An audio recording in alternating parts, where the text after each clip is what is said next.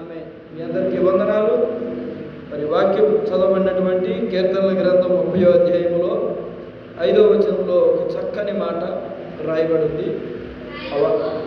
ఆయన కోపము నిమిషం మాత్రమే ఉండును, ఆయన దయ ఆయుష్కాలమంతయు నిలుచును.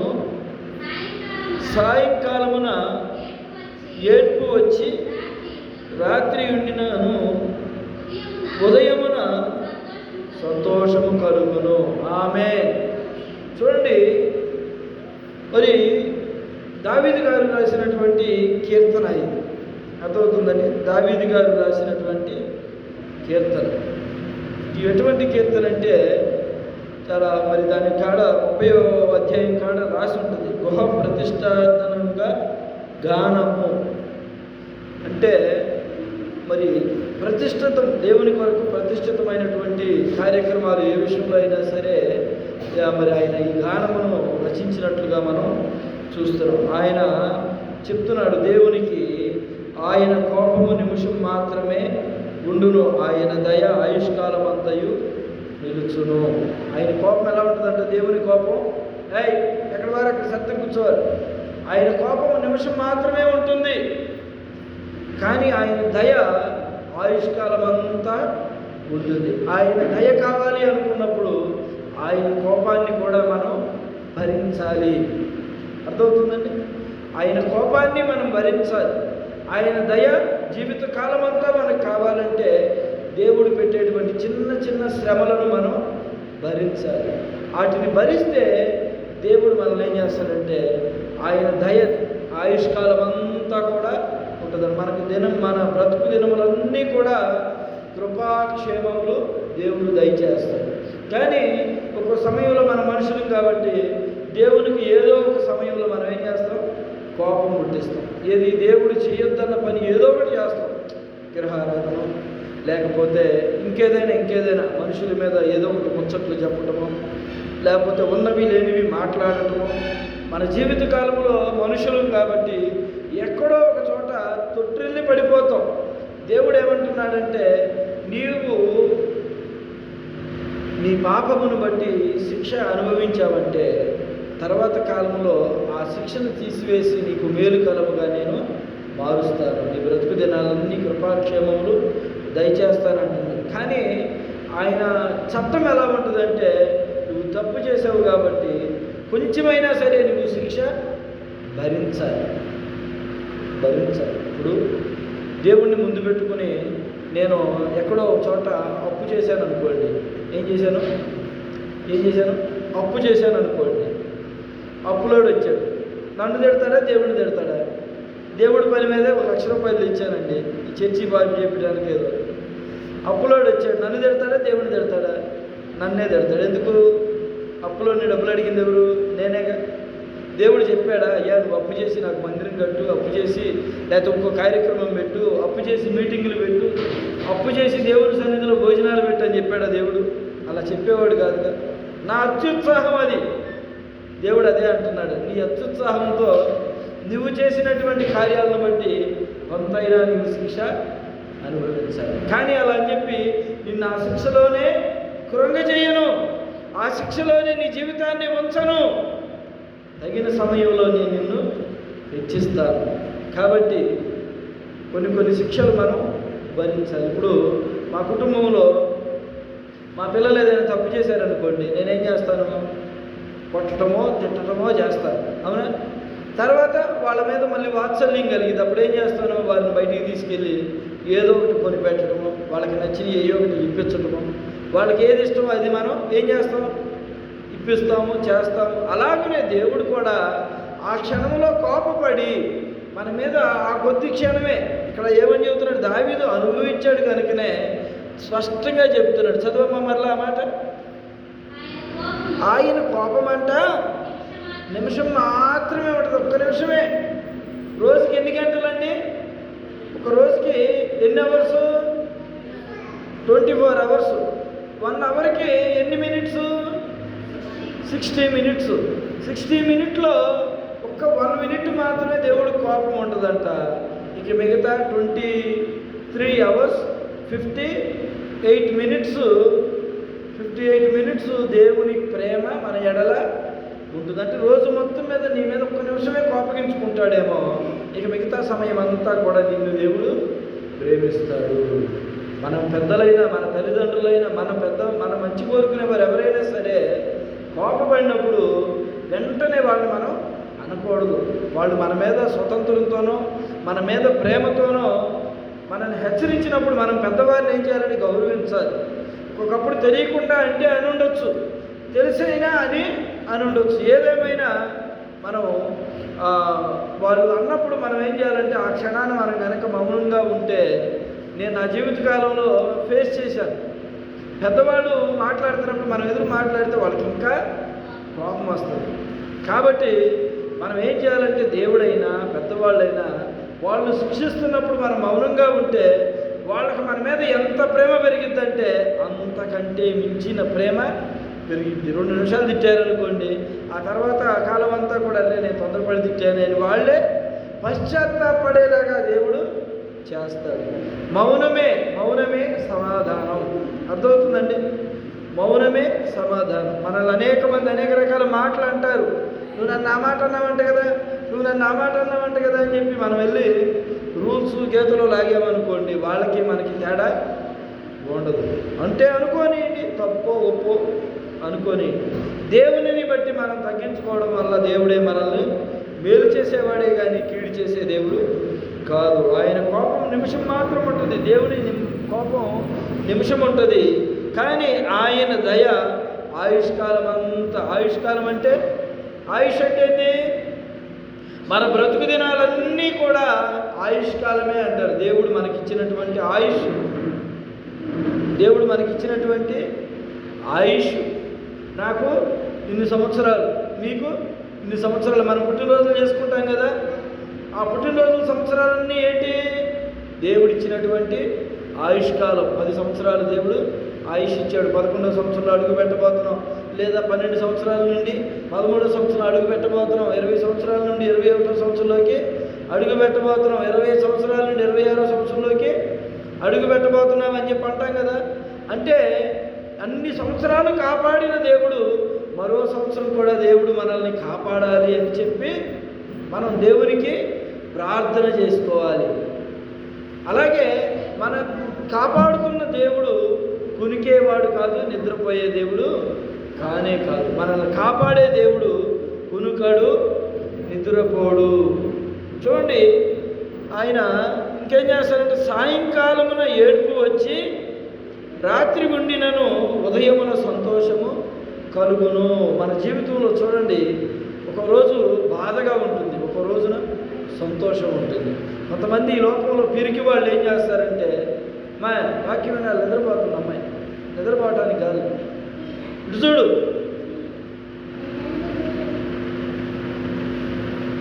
పిరికి వాళ్ళు ఏం చేస్తారంటే ఈ లోకంలో శ్రమ వచ్చింది, బాధ వచ్చింది, ఇబ్బంది వచ్చిందని చెప్పి నేను ఇంక ఈ లోకంలో ఉండటం అనవసరం, ఇంక నేను ఈ కుటుంబంలో ఉండటం అనవసరం, ఇంక వీళ్ళతో నేను బ్రతకలేను, వీళ్ళతో నేను ఉండలేను అని భయపడతారు. పిరికి వాళ్ళు అంటారు వాళ్ళు. దేవుడు అంటున్నాడు, నువ్వు భయపడవలసినటువంటి అక్కర లేదు, అవసరం లేదు, నువ్వెవరికి భయపడాల్సిన పని లేదు. నిన్ను కాపాడే దేవుడు కొనుకడు, నిద్రపోడు. నువ్వు ప్రార్థించు నీ సమస్య గురించి. నీ సమస్య ఏదో ఒక రోజున దానికి పరిష్కారము దొరుకుతుంది. నువ్వు ప్రార్థన చేస్తే నీ సమస్యకు పరిష్కారం దొరుకుతుంది. నువ్వు ప్రార్థన చేయట్లా, యేసయ్యని అడగట్లా. నీకు చిన్న వయసు అప్పుడు, చిన్న బిడ్డలుగా ఉన్నప్పుడు మీకు ఆకలేసింది అనుకో, ఏం చేసేవాళ్ళు? అమ్మనో నాన్నో అన్నం పెట్టమని అడిగేవాళ్ళ కాదు. అప్పుడు ఏం చేసేవాళ్ళు? వాళ్ళు అయ్యో పిల్లలకు ఆకలేస్తుందండి అని చెప్పి గబగబా ఉన్నదైతే ఉంటే రెడీగా తెచ్చేవాళ్ళు, లేదంటే వండి పెట్టేవాళ్ళు కదా. దేవుడు కూడా అంతేనండి. నువ్వు అడిగితే దేవుడు ఏదైనా చేసి ఇవ్వగలిగేటువంటి సమర్థుడు. హల్లెలూయా. నాకు ఆ మధ్యకాలంలో నేను చేసేటువంటి ఉద్యోగంలో ఒక అతని ద్వారా నాకు ఇబ్బందులు వచ్చాయి. ప్రార్థనకి వెళ్తున్నానని చెప్పి రకరకాలుగా మాట్లాడటం, దేవుణ్ణి దూషించటం, నన్ను దూషించటం, రకరకాల మాటలతో నన్ను కాస్త ఇబ్బంది పెట్టేవాడు. అయితే మనమేమో పోట్లాడటము బూతులాడటం మన వల్ల కాదు కాబట్టి మా సార్లకు చెప్పేవాడిని, వాళ్ళు ఇని వదిలేసేవాళ్ళు, ఎందుకు కుర్రోళ్ళు కదా ఏదో వస్తుంటేలే అని కామన్గా తీసుకునేవాళ్ళు. అయితే వాడితో చాలా ఇబ్బంది పడుతూ ఉండేవాడిని. ప్రార్థన చేసుకునేవాడిని, ప్రభువా మరి పలానా వ్యక్తితో ఇబ్బందిగా ఉంది, అతని మనసన్నా మార్చు, పోనీ అతన్ని మరి నీ చిత్తం నీ చేతికి అప్పచెబుతున్నా అతన్ని అని చెప్తే దేవుడు ఏం చేశాడంటే కొద్ది కాలం అతనితో ఫేస్ చేయాల్సి వచ్చింది.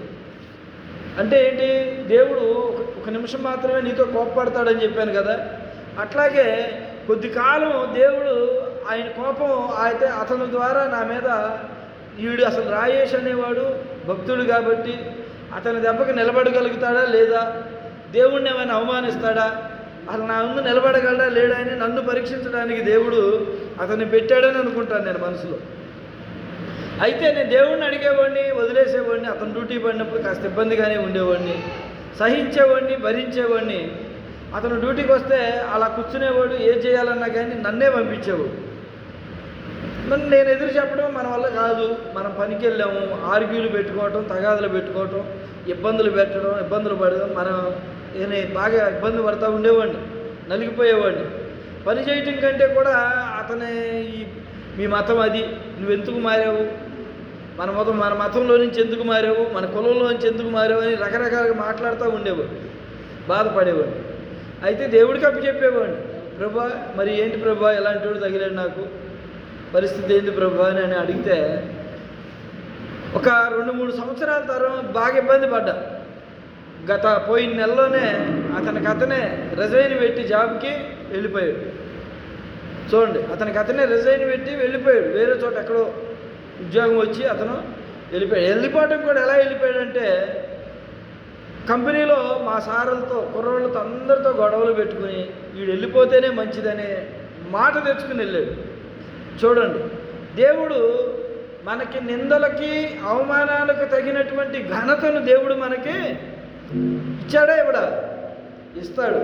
కానీ అది మనం విశ్వసించాలి, మన మనసులో పెట్టుకోవాలి. ప్రభువా ఈ నింద నేను పడుతున్నాను, ఈ అవమానం నేను భరిస్తున్నాను, ప్రభువా నా జీవితం నీ చేతిలో ఉంది, నన్ను అవమానిస్తావో ఘనపరుస్తావో నీ ఇష్టం, ఏదేమైనా నేనైతే నీ బిడ్డనే, నీ మాట ప్రకారం నడిచేవాడినే, నీ పాటలు పాడేవాడినే, నీ వాక్యం చదివేవాడినే, నీ వాక్యం బోధించేవాడినే, నేను నిన్ను వదిలిపెట్టనేసయ్యా, నేను నిన్ను వదిలిపెట్టను అని మన హృదయాంతరంగంలో నుంచి దేవుణ్ణి కనుక మనం స్వీకరించి ఆయన కనుక మనం భక్తి చేయగలిగితే ఆ శక్తివంతమైన భక్తిలో నుంచి దేవుడు ఏం చేస్తాడంటే నిన్ను హెచ్చిస్తాడు, ఘనపరుస్తాడు.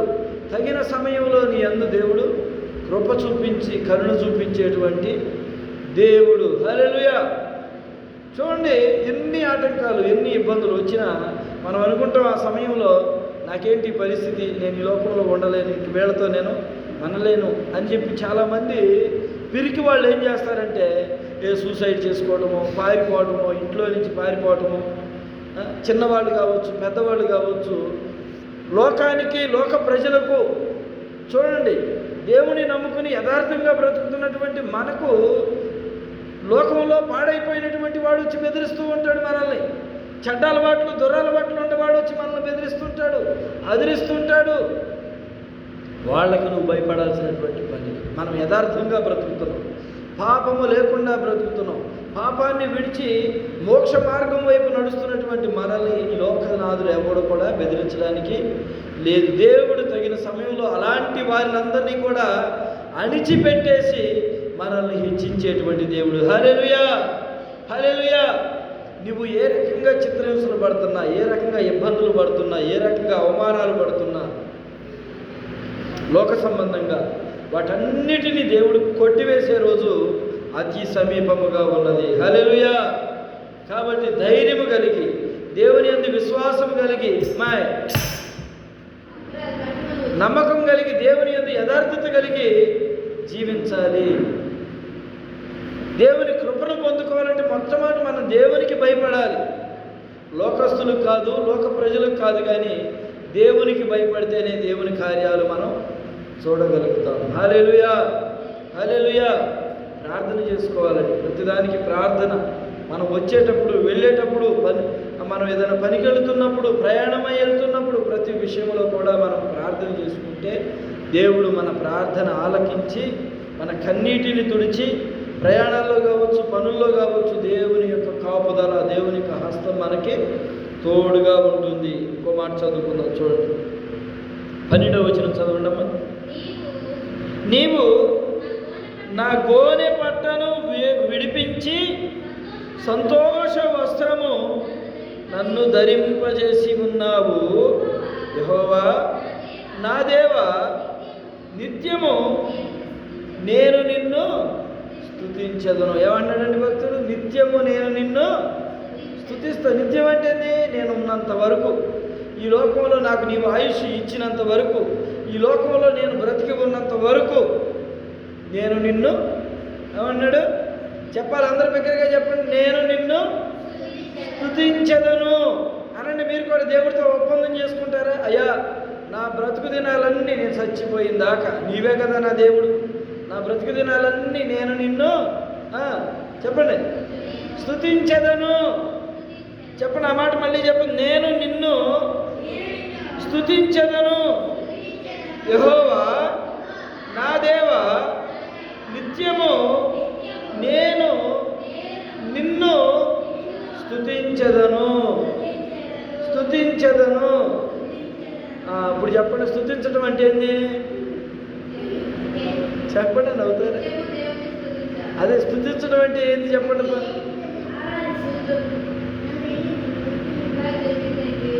చెప్పండి అమ్మ, స్తుతించడం అంటే ఏంది? శృతి చేసి నే పాడనా స్తోత్ర గీతం, భజించి నే పగడనా స్వామి.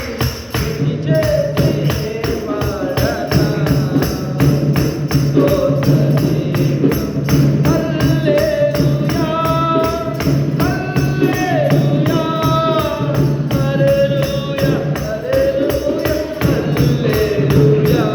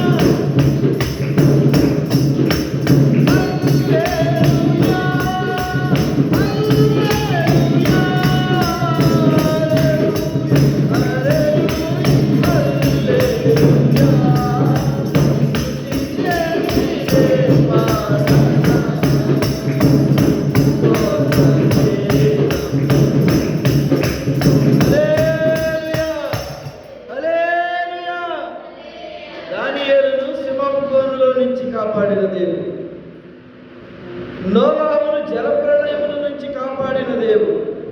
నోవాహునేనా? నోవాహు కుటుంబాన్న? నోవాహు ఒక్కడనే కాపాడా జలప్రళయంలో నుంచి? నోవాహు కుటుంబాన్ని కాపాడా? చెప్పండి. నోవాహు కుటుంబాన్ని మొత్తాన్ని కాపాడాడు కదా. దానియేలుని సింహపు బోనులో వేశాడు రాజు. నీవు నన్ను మాత్రమే పూజించాలి, మీ దేవుడైన యెహోవాని పూజించకూడదు, నాకు మాత్రమే నువ్వు నమస్కారం పెట్టాలి,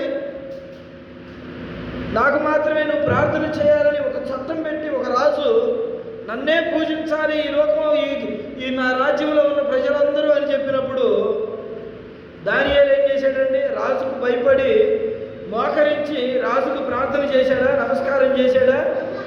ఎందుకని చేయలేదు? దేవుడంటే భయము భక్తి కలిగిన వాడు కాబట్టి.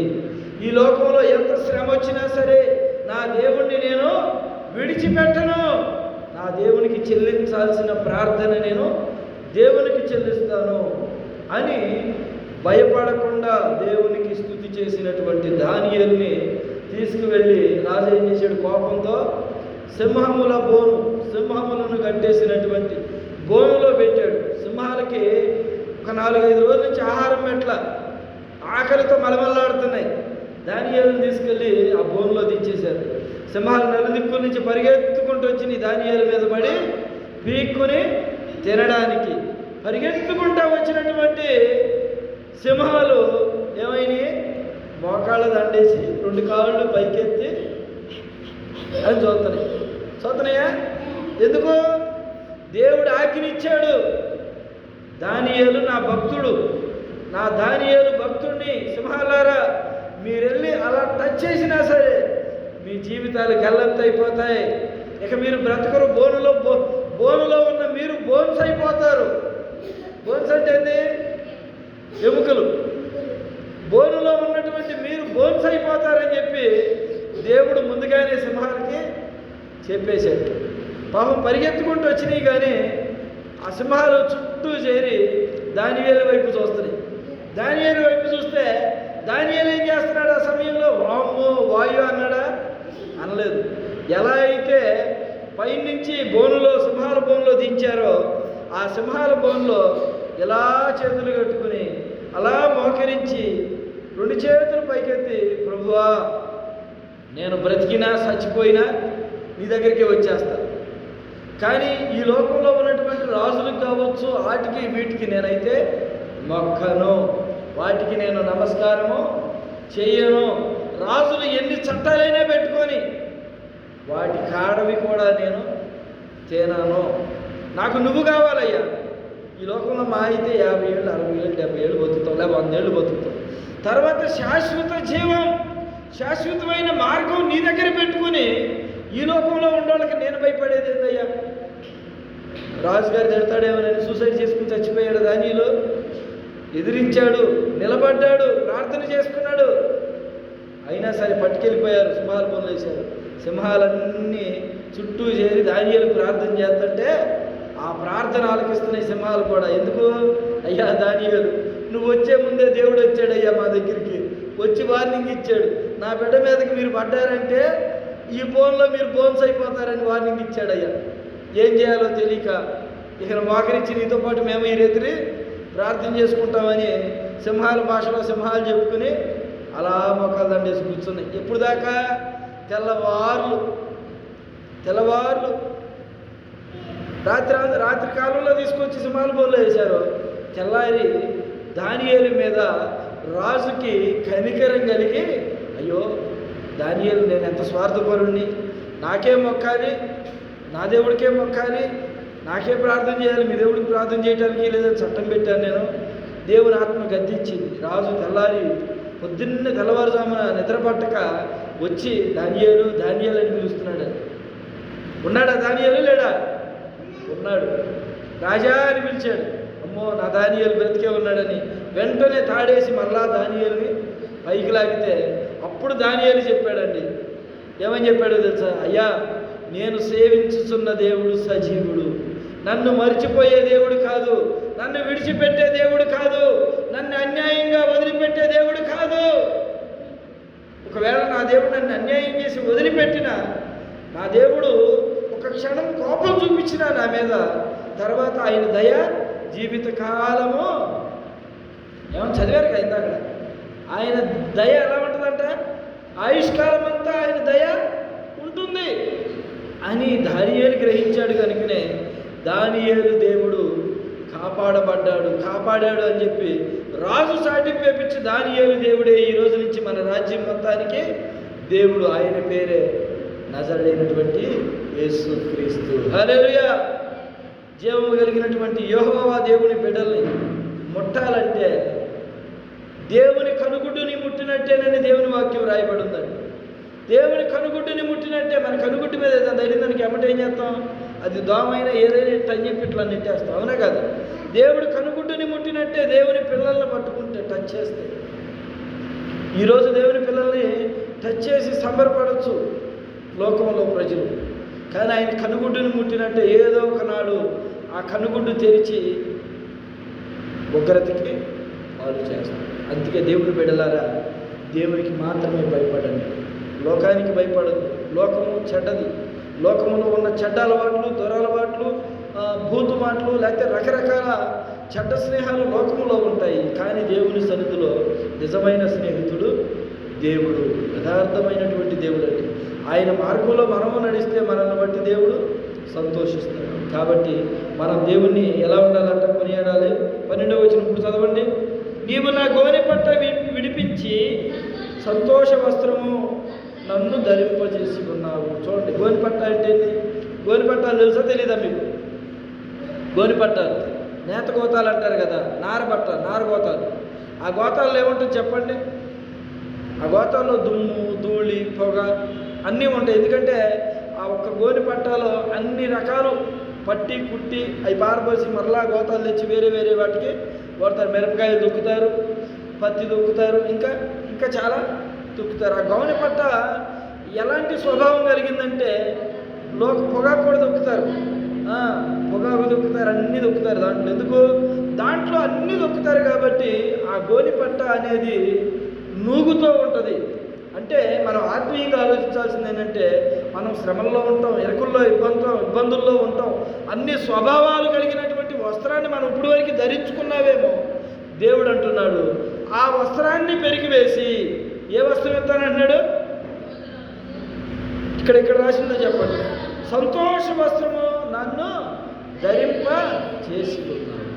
సంతోష వస్త్రాన్ని ఇస్తాడు. సంతోషం ఆ క్షణమే బాధ ఉంటుందేమో, తర్వాత భవిష్యత్తు చాలా సంతోషాన్ని ఇవ్వాలని దేవుడు ఆశపడుతున్నాడు. కాబట్టి దేవుని యందు భయభక్తులు కలిగి శ్రద్ధ కలిగి మనం జీవించాలి. అప్పుడు మనము చూడండి, యెహోవా నా దేవా నిత్యము నేను నిన్ను స్తుతించెదను.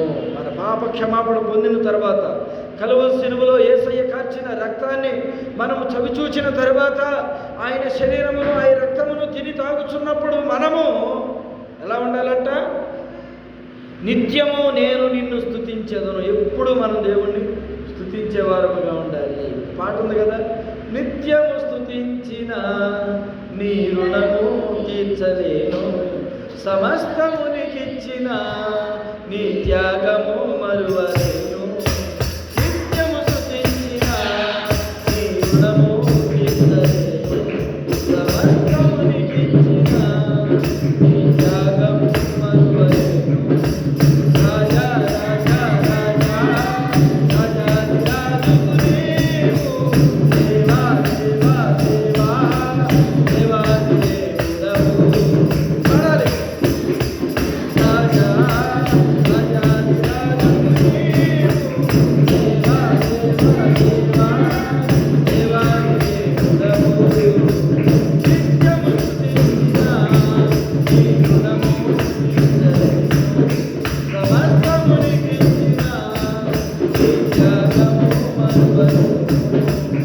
హల్లెలూయా. దేవుడి మాటలు దీవించి ఆశీర్వదించునుగాక. ఆమేన్. చిన్న ప్రార్థన చేసుకుని వాక్య భాగం నిమిత్తం చిన్న ప్రార్థన. ప్రేమ స్వరూపి దయగలైన చెప్పబడిన మాటలు మీ బిడ్డల హృదయాలు స్థిరపరచండి, బలపరచండి. వాక్యానుసారమైన జీవితం దయచేయండి అయ్యా. నిన్ను బట్టి ధైర్యం కలిగి జీవించే కృప దయచేయండి. లోక స్నేహాలు, లోక అలవాట్లు, లోక పోకడలు మాలో లేకుండా ప్రత్యేకముగా జీవిస్తూ బ్రతికినంత కాలం కూడా నాయన నీ సన్నిధిలో నిన్ను స్తుతించి ఆరాధించే భాగ్యం మాకు దయచేయి అయ్యా. నిత్యము నేను నిన్ను స్తుతించేదను అని దావీదు చెప్పినట్లుగా మా బ్రతుకు దినాలన్నీ ప్రభువా నిన్ను స్తుతించే వరము దయచేయి, కృప దయచేయండి ప్రభువా. నీవు మమ్మల్ని నిమిషం మాత్రమే కోపగించుకొని జీవితాంతము నీ దయ చూపించే దేవుడు, ఆయుష్కాలం అంతా నీ కృపతో నింపే దేవుడవు, సహాయం చేయడం అయ్యా. అయ్యా అయ్యా ఈ లోకంలో మన్ను నిన్ను స్తుతించదు కదా ప్రభు. నిత్యము నాయన మా మనసుతో నేను నిన్ను స్తుతిస్తూ ఉండగా ప్రభా నీ కృప దయచేయండి, జీవించమని ఆశీర్వదించు. చెప్పబడిన మాటని బిడ్డల హృదయాలు స్థిరపరిచి బలపరిచి దీర్ఘాయువు చేత బిడ్డలు కాపాడు. ప్రతి సమస్యకు ఏసే పరిష్కారం, ప్రతి రోగమునకు ఏసే పరిష్కారం, ప్రతి సమస్య, ప్రతి ఇబ్బంది, ప్రతి ఇరుకుకు కూడా యేసయ్య దగ్గరే పరిష్కారం దొరుకుతుంది. యేసయ్య నామంలో ప్రార్థన చేయండి, ప్రతి పరిష్కారము మీకు దొరుకుతుంది. అపనిందల్లో, ఎందల్లో, ఇబ్బందుల్లో అనకూడని మాటలు, పడకూడని మాటలు పడుతున్నావా? యేసయ్య నామంలో ప్రార్థన చేయి. యేసయ్యా లేనిపోని మాటలు ఈ లోకం నన్ను అంటుందయ్యా, లేనిపోని నిందలు నన్ను అంటుందయ్యా. దయచేసి ప్రభు వాటి నుంచి నేను ప్రత్యేకంగా జీవించాలని ఆశపడుతున్నాను. అట్టి కృపను నాకు దయచి, ధైర్యం కలిగి జీవించే కృప దయచి, నీ మార్గంలో నడిచే కృప భాగ్యం నాకు మాకు దయచి.